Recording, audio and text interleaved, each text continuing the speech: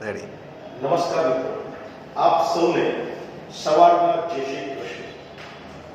મિત્રો, ધોરણ 10 વિષય વિજ્ઞાન પ્રકરણ 1 રાસાયણિક પ્રક્રિયાઓ અને સમીકરણો, જેનો આજે આપણો 5મો તાસ છે.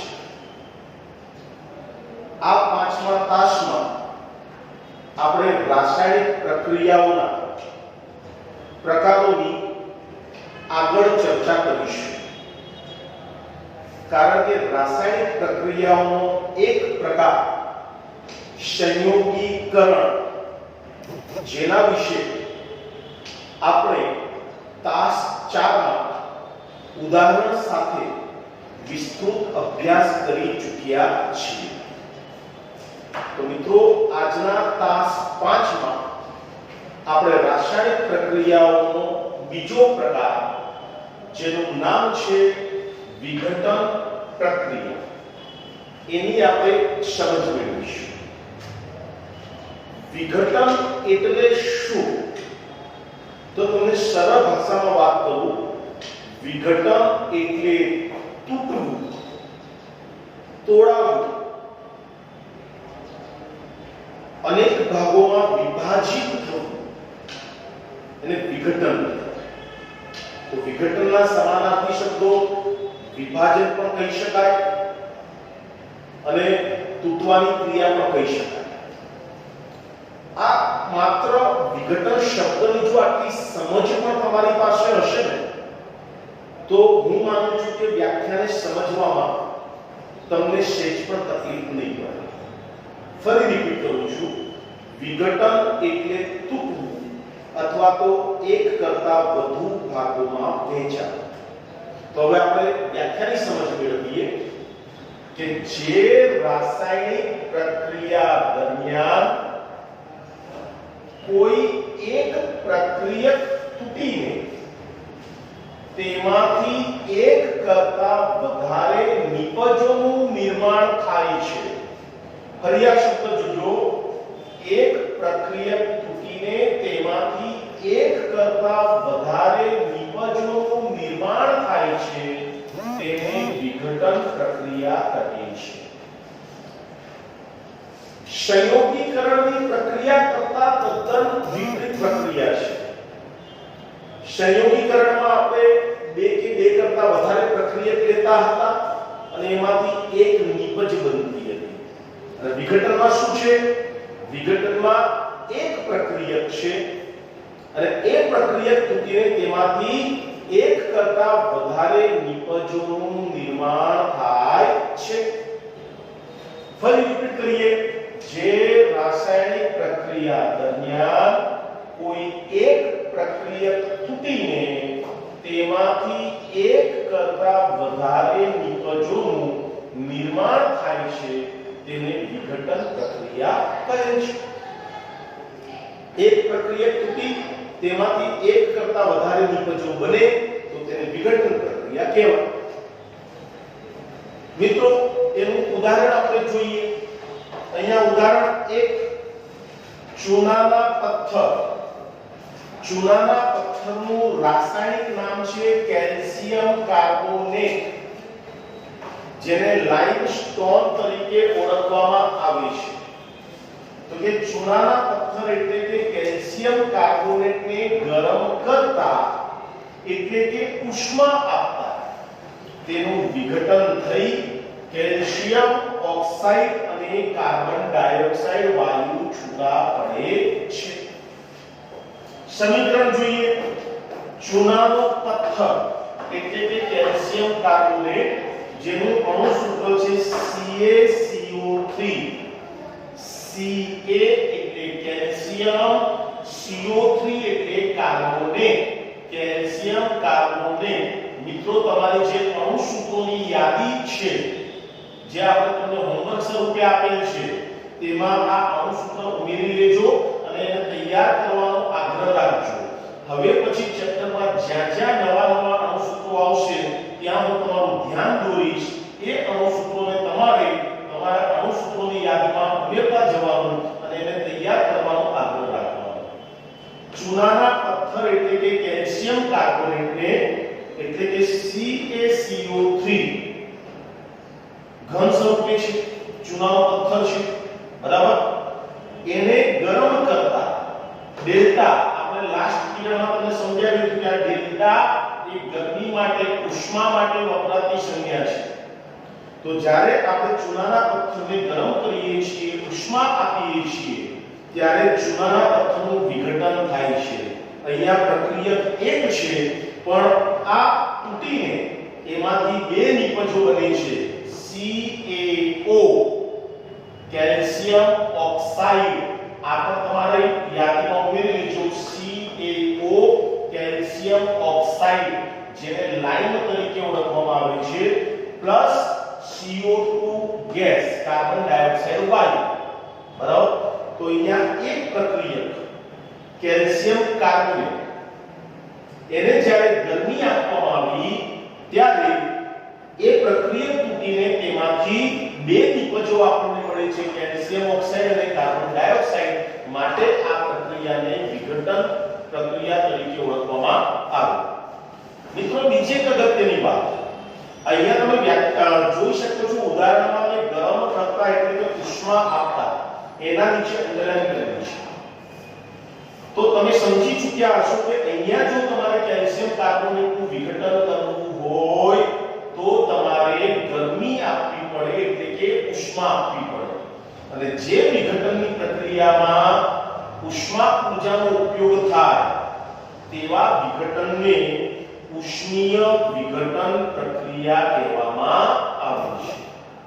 ફરી, જે વિઘટન પ્રક્રિયામાં ઉષ્મા ઊર્જાનો ઉપયોગ થતો હોય તેવી વિઘટન પ્રક્રિયાને ઉષ્મીય વિઘટન પ્રક્રિયા કહે છે. તો આ જે ઉદાહરણ છે એ ઉષ્મીય વિઘટનનું ઉદાહરણ છે. ખ્યાલ આવી ગયો?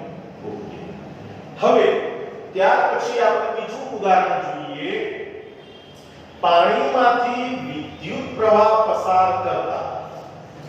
મિત્રો, એક વાત યાદ રાખજો, અતિ શુદ્ધ પાણી એ વિદ્યુતનું અવાહક છે, તેમાંથી વિદ્યુત પ્રવાહ પસાર થતો નથી. તો તમને પ્રશ્ન થાય કે સર, અતિ શુદ્ધ પાણી એટલે શું? આપણા ઘરના માટલામાં રહેલું પાણી, આપણા ઘરમાં આવતું પાણી? તો ના મિત્રો, આપણે ઘરની અંદર જે પીવા માટે કે અન્ય હેતુઓ માટે પાણીનો ઉપયોગ કરીએ છીએ, આપણા ઘરની અંદર જે પાણી હોય છે એ અતિ શુદ્ધ પાણી નથી. એમાં ક્ષારો રહેલા હોય છે, અને ક્ષારો રહેલા હોય છે માટે જ આપણે એ પાણીને પી શકીએ છીએ, એ પીવાલાયક બને છે.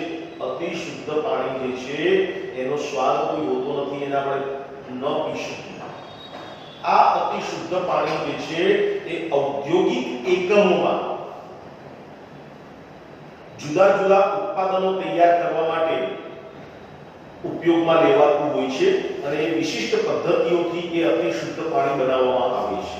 એટલે આપણે જે ઉપયોગ કરીએ છીએ, એક વાત ધ્યાન રાખજો મિત્રો, આપણે જે ઉપયોગ કરીએ છીએ તે અતિ શુદ્ધ પાણી નથી, એ ક્ષારવાળું પાણી છે. અને આપણા ઘરોની અંદર ઉપયોગમાં લેવાતું આ ક્ષારવાળું પાણી એ વિદ્યુતનું સુવાહક હોય છે. અને એટલા જ માટે કહેવાય છે કે ભીના હાથે ક્યારેય લાઇટની સ્વિચોને અડકવું જોઈએ નહીં. કારણ કે આપણા હાથ જે પાણી વડે ભીના થયેલા છે તે પાણી વિદ્યુતનું સુવાહક હોય છે.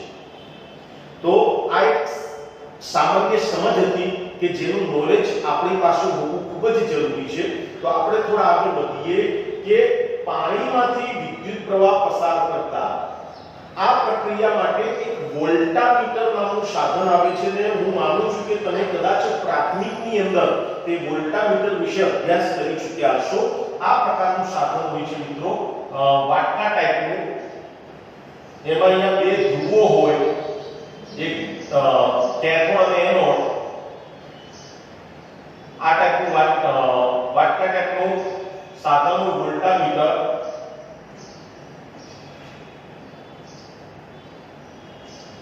Just a minute.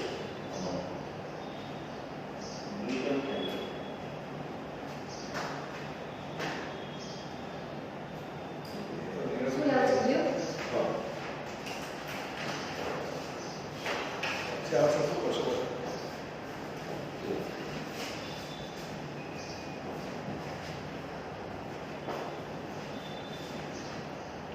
મિત્રો થોડો માર્કર પેનનો પ્રોબ્લેમ હતો એટલે થોડું લેક્ચરમાં થોડું ડિસ્ટર્બન્સ થયું. મિત્રો આ પ્રકારનું એક સાધન હોય છે વોલ્ટામીટર. વાટકા ટાઈપનું હોય. અહીંયા આગળ બે ધ્રુવો હોય, એકને બેટરીના ધન ધ્રુવ સાથે અને આ બીજા ધ્રુવને બેટરીના ઋણ ધ્રુવ સાથે જોડવામાં આવે અને પછી આ વોલ્ટામીટર નામના સાધનમાં પાણી ભરી દેવામાં આવે અને પછી બે કસ્તરીઓને પાણીથી ભરી જ્યારે તેને આ બંને ધ્રુવો પર ઊંધી ગોઠવવામાં આવે અને વિદ્યુત પ્રવાહ ચાલુ કરવામાં આવે ત્યારે પાણીનું વિભાજન થાય છે, વિઘટન થાય છે અને એક કસ્તરીમાં હાઇડ્રોજન અને બીજી કસ્તરીમાં ઓક્સિજન વાયુ છૂટા પડે છે. તો પાણીનું વિભાજન કરવા માટે એટલે કે પાણીનું વિઘટન કરવા માટે બરાબર આપણે વોલ્ટામીટરના નામના સાધનની જરૂર પડે. ફરી સમજી લેજો કે પાણીમાંથી વિદ્યુત પ્રવાહ પસાર કરી જો પાણીનું વિઘટન કરવું હોય તો એની માટે વોલ્ટામીટર નામના સાધનની જરૂર પડે, જે સામાન્ય રીતે પ્રયોગશાળાઓમાં જોવા મળે છે. પણ અહીંયા આપણે વિઘટન પ્રક્રિયાનું ઉદાહરણ સમજવું છે તો આપણે થોડું સમજી લઈએ સમીકરણ દ્વારા કે પાણીમાંથી વિદ્યુત પ્રવાહ પસાર કરતા તેનું વિઘટન થઈ હાઇડ્રોજન વાયુ અને ઓક્સિજન વાયુ મુક્ત થાય છે. સમજીએ. પાણી H2O લિક્વિડ એના બે અણુ સમીકરણને સંતુલિત કરેલું છે, એમાંથી વિદ્યુત પ્રવાહ પસાર કરવામાં આવે છે. આપણે અગાઉ વાત કરી હતી કે કોઈ પણ પ્રક્રિયા થવા માટે જે પરિસ્થિતિઓ હોય, આવશ્યક પરિસ્થિતિ, એને એરોની ઉપર કે નીચે લખવામાં આવે છે. તો અહીંયા વિઘટન કરવા માટે શું જરૂરી છે? વિદ્યુત પ્રવાહ. તો વિદ્યુત પ્રવાહ પસાર કરીશું એટલે એનું બે ભાગોમાં વિભાજન થશે. એક હાઇડ્રોજન વાયુ 2H2 ગેસ પ્લસ ઓક્સિજન વાયુ.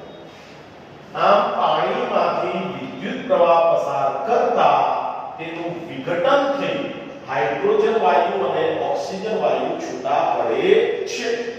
તો અહીં પણ આપણે જોઈ શકીએ છીએ કે પ્રક્રિયા એક જ છે, પાણી, રાઈટ? અને એમાંથી જે નિપજો મળે છે, આપણને બે નિપજો મળે છે, હાઇડ્રોજન વાયુ અને ઓક્સિજન વાયુ. અને એટલા માટે આ પ્રક્રિયા પણ એ વિઘટનની પ્રક્રિયા છે તેમ કહેવાય. પણ મિત્રો આ પ્રક્રિયામાં વિઘટન કરવા માટે આપણે કોનો ઉપયોગ કર્યો? વિદ્યુત પ્રવાહનું, વિદ્યુત ઊર્જા. તો અહીંયા વિદ્યુત ઊર્જાની મદદથી આપણે વિઘટનની પ્રક્રિયા કરીએ છીએ. માટે આ પ્રકારના વિઘટનને વિદ્યુત વિઘટન પ્રક્રિયા તરીકે ઓળખવામાં આવે છે. બરાબર?